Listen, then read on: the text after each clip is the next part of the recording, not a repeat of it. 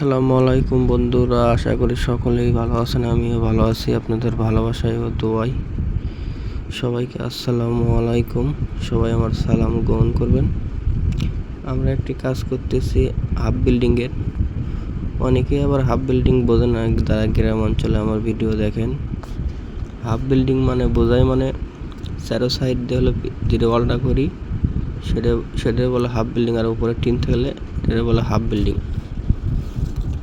তো বন্ধুরা, যে কথা নিয়ে আপনাদের মাঝে এলাম, আমরা এখানে 4 জন লোক কাজ করতেছি। আমি এক ক্যামেরাম্যান ধরে আছি, আর মহরম ভাই, রুবেল ভাই, আর হলো ওই হেল্পারটার নাম হচ্ছে সুমন। আর আমি চিনি, আজকে কাজে আইছে। তো আমরা দেখেন কত সুন্দর করে গাঁথনি করতেছি। আমাদের ভাই একটা কথা কি ভাই বুঝছেন, আমরা সারা জীবন মানুষে খালি কামই করে গেলাম। এতে আমরা এইবার এটা হলো ঢাকা শহর গাজীপুরে। এবার 10টা রুম কাজ করতেছি। এই 10টা রুম যখন কাজ শেষ হওয়া যায় ভাই, আমরা যদি বাড়িওয়ালাকে বলি ভাই আমরা এনে এক হাত থাকবো, ভাই থাকা তো দূরে কথা, যদি কই পায়খানা করবো তাও করতে দেবো না ভাই। ঢাকা শহর হলো এমনই ভাই বুঝছেন। আমরা যারা রাজমিস্ত্রি আছি ভাই, আজকে হালকা একটু বৃষ্টি হইতেছে, পড়তেছে আবার থামতেছে, পড়তেছে আবার থামতেছে। তো এরকম আমাদের কন্ট্রাক্টর এসে বললো হালকা বৃষ্টি হচ্ছে, কী করবা, ঘুরে যাবা না কাজ করবা? তো বেলা বাজে এখন 1টা, সকাল 8টার থেকে বেলা 1টা পর্যন্ত কাম করছি। এখন যদি ঘুরে যাই তাহলে কন্ট্রাক্টর আমাদের হাফ বেলা বেতন দেবে। একটা কথা কি বন্ধুরা বুঝছেন, সারাদিন কাজ করি 8 ঘন্টা। তো সকাল 8টার থেকে মনে করেন 1টা পর্যন্ত কাজ করছি, 5 ঘন্টা কাম করছি। 5 ঘন্টার বেতন দেবে হাফ বেলা, আর বাকি আছে 3 ঘন্টা। 5টার সময় আমাদের ছুটি হবে। 3 ঘন্টার জন্য কি হাফ বেলা ছাড়া যায়? পরে আমরা কী করলাম, এই বৃষ্টির ভিতরে, হালকা বৃষ্টি পড়তেছে, এই বৃষ্টির ভিতরে ভিজে ভিজে আমরা গাঁথনি করতেছি। আপনারা যদি কোনো সময় কেউ হাফ বিল্ডিংয়ে কাজ করতে চান তাহলে আমাদের সাথে যোগাযোগ করতে পারবেন। ভিডিওর শেষে আমাদের নাম্বার দেওয়া থাকবে, নাম্বারে যোগাযোগ করতে পারবেন, সমস্যা নাই। আমরা আপনাদের বাড়ির কাছে অনেক সুন্দর করে দেবো।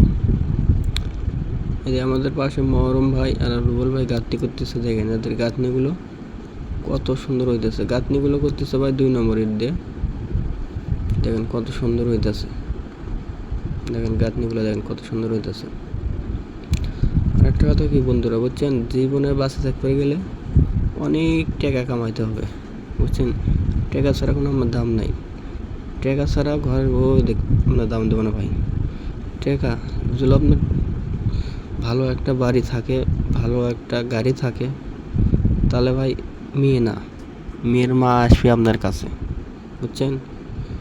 ওই জন্য বলতেছি, আপনারা জীবনে বাঁচে থাকতে গেলে অনেক পরিশ্রম করেন, অনেক টাকা কামান, ভালো একটা বাড়ি করেন, ভালো একটা গাড়ি করেন, তাহলে আপনি এলাকার ভিতরে মান সম্মানও পাবেন, ভালো ভালো সবাই ভালোবাসবে, পরিবার, আত্মীয় স্বজন যারা আছে সবাই দামও দেবে।